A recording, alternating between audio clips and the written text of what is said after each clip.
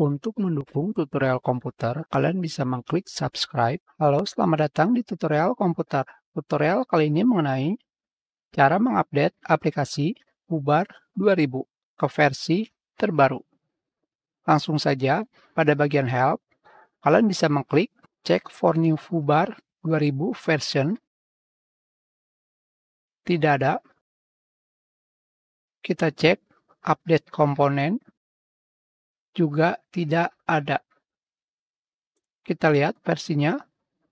Versinya adalah 2024 bulan 10 tanggal 11. Sekarang kita pergi ke websitenya. Di sini terdapat versi yang baru. Kita pilih download.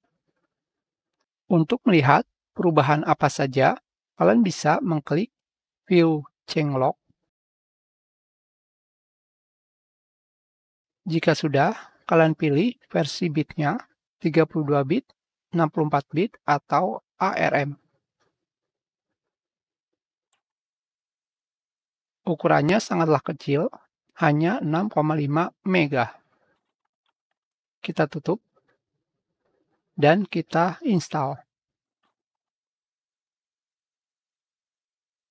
Di sini, kalian hanya perlu mengklik update. Dan sudah terupdate. Hanya seperti itu saja. Kita sudahi. Terima kasih.